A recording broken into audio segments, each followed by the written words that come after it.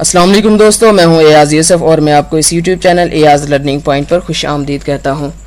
इससे पहली वीडियो में मैंने इन पेज का तारुफ और इन पेज की स्क्रीन का तारुफ करवाया था कि इन पेज की स्क्रीन के किस हिस्से को क्या कहते हैं। तो आइए दोस्तों, आज हम पढ़ने वाले हैं टूल बार क्या होता है और इसका इन पेज में क्या काम है। दोस्तों, आपने अगर अभी तक मेरा YouTube channel Ayaz learning point को सब्सक्राइब नहीं किया तो प्लीज़ आप इसको सब्सक्राइब करें और अपने बेल बटन को दबाएं ताकि मेरी हर नई आने वाली वीडियो का नोटिफिकेशन आपको मिलता रहे।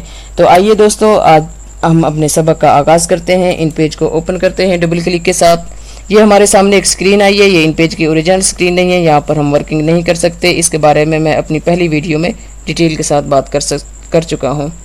इसके बाद हम फाइल पर जाएंगे, उसके बाद न्यू पर जाएंगे। आप अपने कीबोर्ड से शॉर्ट की भी यूज़ कर सकते हैं। Ctrl+N के साथ अपने इन पेज को ओपन कर सकते हैं। ये हमारे सामने एक न्यू डॉक्यूमेंट्स के नाम से फाइल ओपन हुई है। इसके बारे में भी मैं आपको अपनी पहली वीडियो में बता चुका हूँ। तो अब हम यहाँ पर ओके पर क्लिक करेंगे और ये हमारे सामने इन पेज की ओरिजिनल स्क्रीन है। यहाँ पर हम वर्किंग कर सकते हैं और यहाँ पर टाइपिंग वगैरह भी कर सकते हैं। सबसे पहले दोस्तों मैं आपको बताऊँ कि ये हमें जो तख्ती नज़र आ रही है इसको हम टूल बॉक्स कहते हैं। ये हमारा टूल बॉक्स है इन पेज का, इसको हम टूल बॉक्स कहते हैं। इसमें सबसे पहले एरो है। इस एरो के इन पेज में 3 काम है। नंबर 1, इसका सबसे पहला काम किसी बॉक्स या ऑब्जेक्ट को सिलेक्ट करना, और नंबर 2 पर इस एरो का काम किसी बॉक्स का साइज कम या ज़्यादा करना, और इस एरो टूल का तीसरा काम किसी बॉक्स या ऑब्जेक्ट को एक जगह से दूसरी जगह लेके जाना। एरो टूल को समझने के लिए हमको यहाँ पर एक बॉक्स बनाना पड़ेगा। इस टूल के ज़रिए, इस वाले टूल के ज़रिए हम एक यहाँ पर बॉक्स बनाएंगे और इस टूल को हम टेक्स्ट टूल कहते हैं। यहाँ पर हम इस वाले टूल पर क्लिक करेंगे और यहाँ पर हम एक बॉक्स बनाएंगे। अब हम इस एरो टूल पर क्लिक करते हैं। मैंने आपको बताया कि हम एरो टूल की मदद से किसी बॉक्स या ऑब्जेक्ट को सिलेक्ट करते हैं। यहाँ पर हमारा ये बॉक्स सिलेक्ट हो चुका है। और नंबर 2 पर मैंने आपको बताया कि हम इसका साइज़ कम या ज़्यादा कर सकते हैं। ये देखें, हमारा साइज़ बॉक्स का कम या ज़्यादा, आप चाहे ऊपर से चाहे नीचे से इस बॉक्स का साइज़ कम या ज़्यादा कर सकते हैं। और नंबर 3 पर मैंने इस टूल का बताया कि हम इसकी मदद से अपने बॉक्स को एक जगह से दूसरी जगह ले जा सकते हैं। ये देखें, आप बॉक्स के अंदर किसी भी जगह क्लिक करें और इसको उठाकर एक जगह से दूसरी जगह ले जा सकते हैं। ये देखें।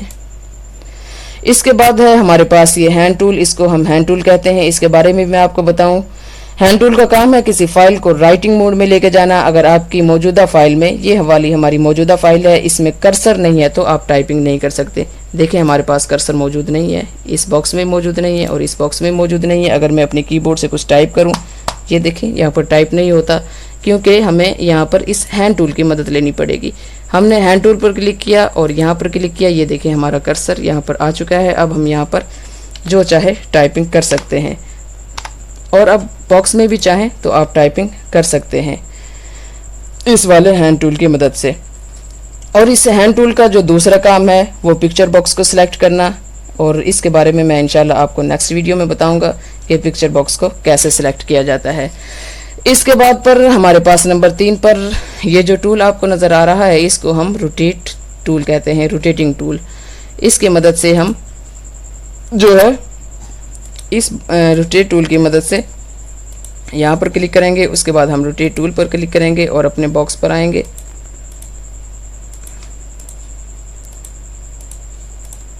ये देखें, अब हम जाते हैं इस रोटेट टूल पर। इस रोटेट टूल की मदद से हम अपने बॉक्स को, ये देखें, ऐसे घुमा सकते हैं। अगर आप अपने बॉक्स को घुमाना चाहते हैं एक जगह से, ये देखें, इसकी शेप को बदलना चाहते हैं तो आप इसको इस रोटेट टूल की मदद से बदल सकते हैं। और आप इन पेज की स्क्रीन पर यहाँ पर नज़र आ रहा है, यहाँ से भी इस बॉक्स को अपनी मर्ज़ी से 20 पॉइंट, 30 पॉइंट, 40 पॉइंट, जितना पॉइंट आप रखना चाहते हैं इस पॉइंट को चेंज कर सकते हैं। और यहाँ पर अगर आप उसी शेप में दोबारा लाना चाहते हैं जिस शेप में ये पहली दफ़ा था, तो यहाँ पर आप 0 लिखेंगे और ये आपका जो बॉक्स है ये उसी शेप में वापस आ जाएगा। तो दोस्तों, ये थी हमारी इन पेज आज की वीडियो। इसमें मैंने आपको बताया कि जो है वो टूल बार क्या होता है, टूल बॉक्स क्या होता है, इसके बाद रोटेट टूल क्या होता है, हैंड टूल क्या होता है, इसके बारे में मैंने आपको बताया। अगर आपको हमारी ये इन पेज की वीडियो पसंद आई है तो आप हमारे चैनल को ज़रूर सब्सक्राइब करें, इस वीडियो को लाइक करें, यही आपसे उम्मीद है।